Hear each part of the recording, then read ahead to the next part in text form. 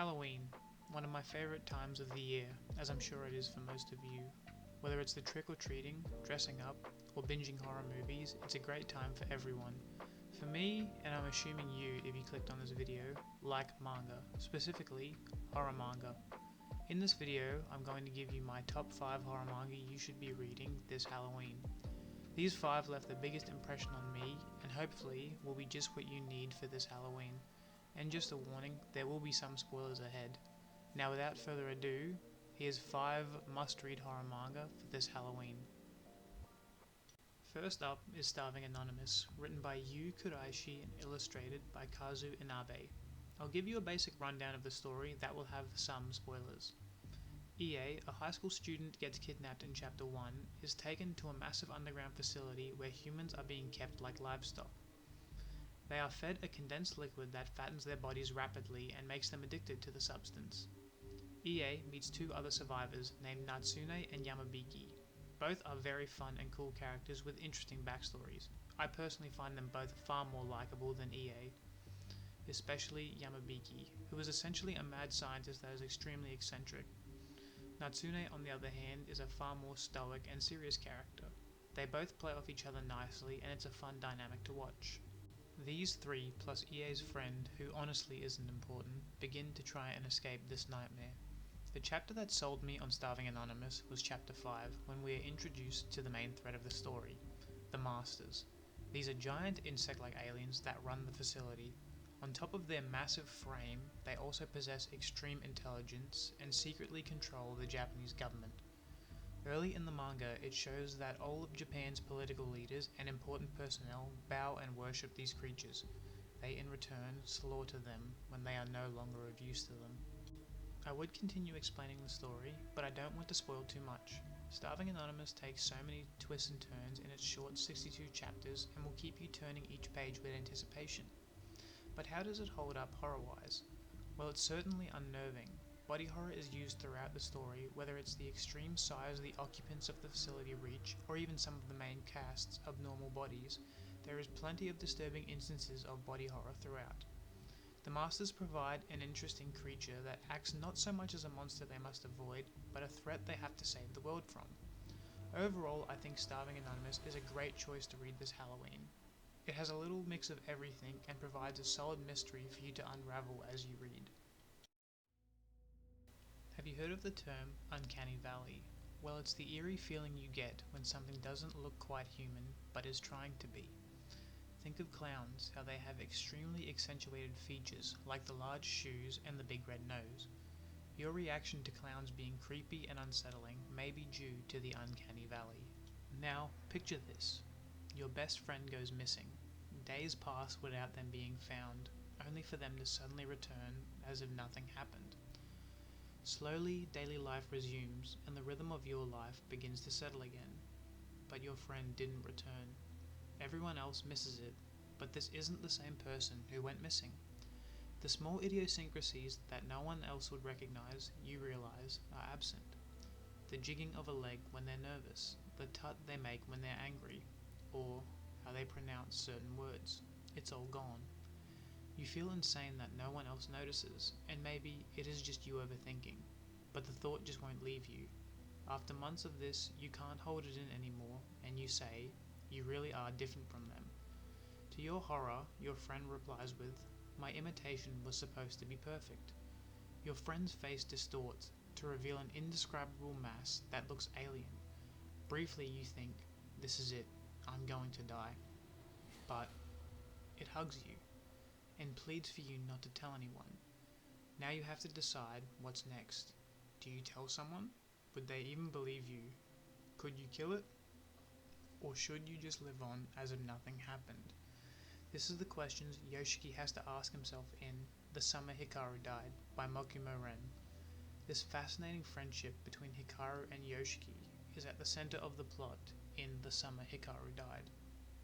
This manga does mystery extremely well. Breadcrumbs are given throughout the story, like how it's implied that some people in the town are aware that something is wrong with the mountains. Various characters are introduced that add more depth and complexities to the story. Not to mention, Gojo makes an appearance. Out of all the manga I will name in this video, this one by far has the best story. It is an unnerving manga which is highlighted by the amazing art. One moment it's filled with gorgeous rural scenery, then next it's unexplainable horror. Throughout this story, there are many disturbing scenes that add to the fear and mystery of this small town.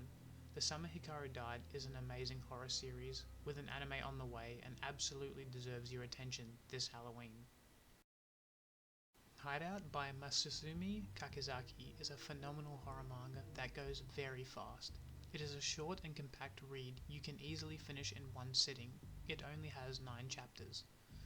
The first chapter greets you with a man bound to a chair and bloodied. He's pleading for his life, talking to something just outside the door, only for us to see what he's pleading with. 2 wild eyes, clearly insane, belonging to some madman, stare back at him. How has this man ended up in this situation? Now the story cuts to Seiji, who has taken his wife on a holiday.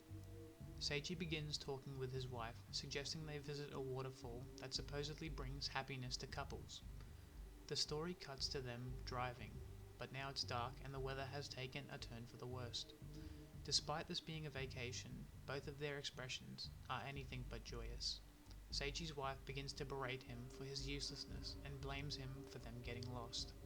Seiji begins to explain that the island isn't just known for the beautiful waterfall, but was also a battleground where thousands of soldiers died, and he mentions you can still see the bones of the fallen soldiers, before smirking. They begin another argument, after his wife begins accusing him of using this trip to study for a novel he's writing. She also blames him for the death of their son. Seiji abruptly stops the car, proclaiming they are out of gas. His wife notices it isn't. Seiji convinces his wife that there's a house about a kilometer behind them and they'll have to walk there. Before leaving, he grabs a wrench. I think you know where this is going. Seiji has reached his breaking point and intends to kill his wife. He's fantasized about this moment for God knows how long. He attacks her, blaming her for the death of their son. He intends to kill her and restart his life. This was premeditated. Seiji has always intended to kill her here, as the many bones will make finding her a struggle. She hits him with a rock and flees into the jungle. Seiji takes chase, finding her in a cave. Exposition implies Seiji regrets chasing her there. He finds her deep in the cave with her leg badly injured. Miki, his wife, makes one last plea to talk it out before he strikes her with the wrench, killing her. Seiji has done it. He can restart his life now. No more burden, no more stress, and no more guilt over his past actions and failures, and no overbearing wife constantly dragging him down. But someone is watching him. Those same crazed eyes from the beginning now stalk him from in the cave. But it's a boy. That is the first chapter of Hideout. This story builds suspense amazingly and is a real page-turner. Hideout has nice art that complements the dark and heavy atmosphere greatly. Horror imagery is rife throughout this short read, with tons of memorable panels. Hideout is a very traditional feeling horror read that doesn't aim to do anything different.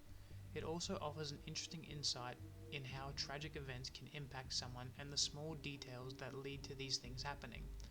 These details are shared in brief flashbacks each chapter that offer more depth to Seiji's backstory. Hideout is a phenomenal horror manga that you should definitely read this Halloween. Shibatarian is an odd story written by Iwamuro Katsuya, and to me feels like a love letter to horror media, especially Japanese horror games. It's a mashup of different tropes from various series. Shibatarian starts with the main character Sato finding someone buried up to their neck in dirt. This is Shibata. He says he's preparing for a role of being a background tree in his school's play.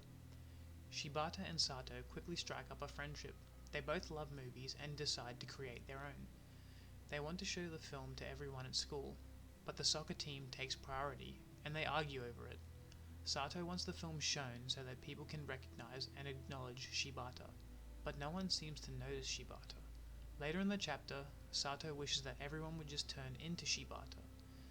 They then begin to talk about it being a movie where he is the villain and Sato is the hero who kills him in the end. Shibata then disappears, never being seen again. Now, after a 5-year time skip, Sato is talking with Watari, the girl who helped them film the movie.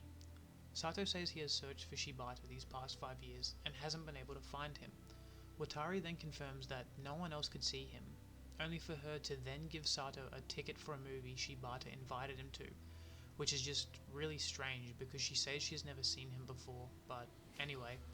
Overjoyed, Sato runs straight to the movie theatre where he reunites with Shibata. After the movie, Shibata says he hates happy endings, which is contrary to what he has said all along. This startles Sato, who asks, "Who are you?" "I'm me, of course," he responds, before bringing up the movie they talked about creating when they were kids. Shibata says he thought of a name for it: Shibatarian. The cinema lights come on, illuminating everyone else in the theatre, and reveals they all look like Shibata. The first chapter finishes with Shibata saying he is going to kill everyone from middle school. I really like this first chapter. It feeds you so many breadcrumbs that allude to something more. Shibatarian's art reminds me a lot of early 60s and 70s manga, like Ashita no Joe and Astro Boy. The oval-shaped eyes and very plain faces stand out to me, probably because I'm so used to the modern manga character design. Like I mentioned at the beginning, Shibatarian feels like a love letter to horror media. I'm going to show you some that I picked up on, and this is by no means all of them. I'm sure everyone would find something in their individual reads. In this panel, Shibata kills someone with giant scissors, which reminded me of the Scissor Man from the Clock Tower series. This scene reminded me of a similar scene from Ao Oni, shout out to the goat PewDiePie for introducing me to this game. Or an obvious reference to the Gremlins, where after water falls on Shibata, he begins to multiply. Great movie, by the way. These are just a few references, and there's many, many more. This is a really interesting and fun read that plays well with different horror tropes. It also has tons of creepy and unsettling imagery that will certainly unnerve you. Shibatarian is a great choice for this spooky season.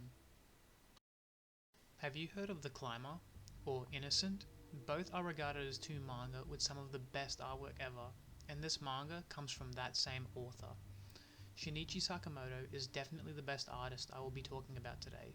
Their artwork is breathtaking, and they convey so much with each illustration. DRCL Midnight Children is a retelling of the famous Dracula by Bram Stoker. The story centers around a group of children who are trying to stop Dracula from possessing their friend. It is a very simple premise, but it is executed to perfection. I could go on for days about how well everything is portrayed, whether it's the detailed clothing, the beautiful character design, or the amazing architecture. The level of detail is simply unreal and makes you wonder how someone can draw such consistently beautiful panels. Now, it's absolutely horrifying imagery, but it's weird because it's beauty intertwined with fear. It's scary, yet you can't help but look at it for a while. There is a bit of subtle horror throughout the manga, like Mina and Lucy dancing, but only Mina's reflection is visible in the mirror. Mina is completely unaware that their friend has become a vampire, or when the janitor is unaware that a stain is dancing across the wall. Prior to Dracula's arrival, his presence is felt throughout the school as if he's aware and already in control of the school without physically being there. Also, on a side note, I don't know if it's coincidence or deliberate, but Dracula looks a lot like Michael Jackson. Like it's super uncanny. Anyway, I would hate to spoil the events of this story. It truly is a great read from the very start, and the cast is great to follow. It primarily follows Mina and how she tries to save Lucy, and her dynamic with the other students who each have unique personalities. DRCL Midnight Children is my personal favourite of all the manga I've recommended in this video. I implore you to give it a read this Halloween. Well, thank you for watching until the end. I'd appreciate it if you would like and subscribe. I hope I at least convinced you to try one of these manga this Halloween. Let me know if you enjoyed it. See ya!